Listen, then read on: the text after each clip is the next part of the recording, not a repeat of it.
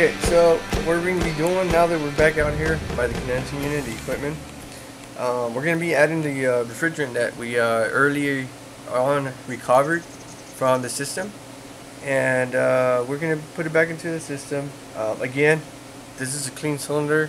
I use a clean cylinder whenever you're removing this, refrigerant from the equipment. Make sure that you guys are not mixing refrigerants and or that you removed Freon from like burned out condensing or compressing, because that would add also contaminants into the system. So we don't want to do that. We want to make sure that the tank you use is only for clean refrigerant, so that when we recover it, we're able to reuse it again.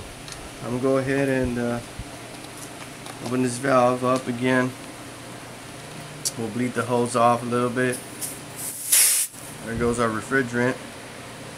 And what we're going to be doing is we're going to be injecting it into the system. We'll put it in. And there I heard the pressure switch click back on. And as I'm doing this, I'm looking at my pressures on my gauges. But at the same time, there's a sight glass on this condensing unit. Sight glass is basically what lets us view the refrigerant, flow of refrigerant inside, and also the level. We always want to charge up the equipment to a full sight glass. That's what we like to see.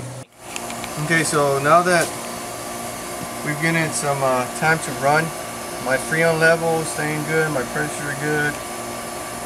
I'm going to remove the gauges, and we're going to be adding the stop leak, which comes in a can.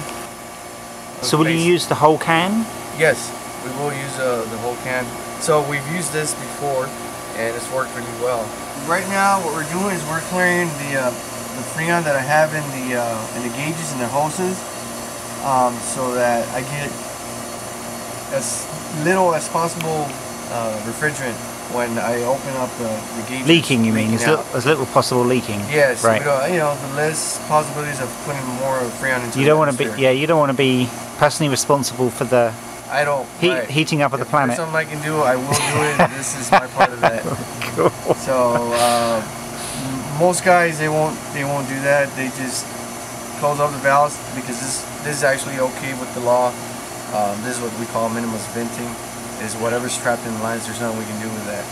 But for that, we've also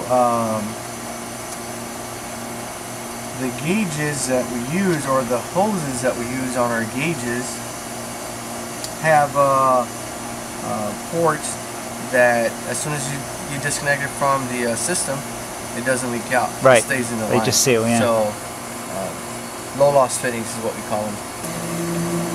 See? So nothing comes out because of the type of hoses that I have on here, and fittings, these fittings right here. So now we're going to take our can of stop leak. Comes with this hose here. This access hose for the system. You got to make sure you got the right hose. Correct. You got to make sure your assistant gets you the right hose. Yes. And I'm not going to screw it all the way down right now, because we want to get some Freon going through first, and then seal the hose connection here at the can, so that we have Freon in here, no air is in the hose. We don't get any air in the system.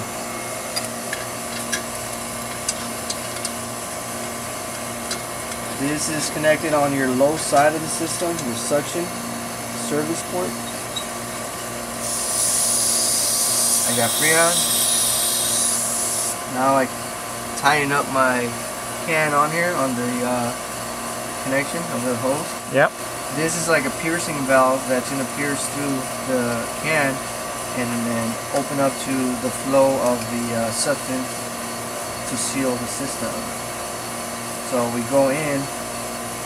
You have to, when applying this, it is that you hold the can upside down, so that the content inside is just absorbed into the system. And I open up this valve. Is that it? Is it done that quick? Or it's really quick. And now it's going into the system. How long are you going to leave it? It'll be a few seconds. It won't be that long. Maybe 20, 30 seconds. It goes pretty quick. Right now it's empty. It's empty. So now we close this.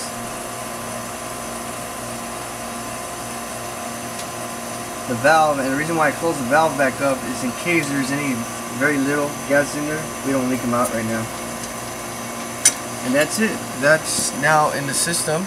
This is the can. It's now an empty can. And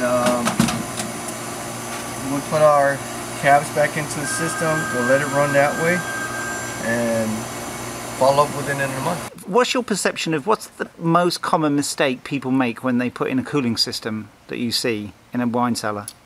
For one, not hiring the right person to do it. The professional to do it. Who do they get to do it then? Well, for the most part, whenever I run to customers that have or have had an ongoing problem with their equipment, whether it's not getting down to temperature, or it's just not working, performing right, or not cooling correctly, it's always been issues where an air conditioning guy over a refrigeration person installed it. For the most part, when a refrigeration person installs it, they're good, and they have more of a background of the equipment that we installed. So what kind of mistakes does a cooling guy make? I mean, what can they do wrong? Sizing the equipment. Oh, right. That's one of the #1 things. Not getting maybe sometimes the right feedback from the builder or the person building the wine cellar, as far as insulation, R values, the amount of lighting, how much heat load is going to have to be able to keep up with, or to be able to keep up with the demand of the heat. You know, if the system isn't able to keep up with that demand, you are going to have problems with temperature. One. Secondly, I think it's more of the equipment.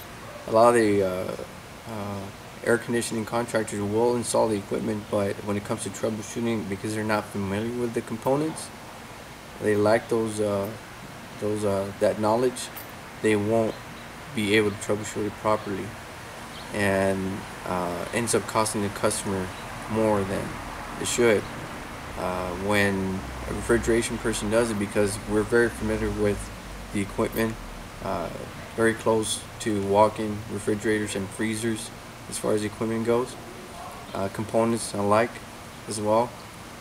They're not going to have problems diagnosing or sizing it accordingly.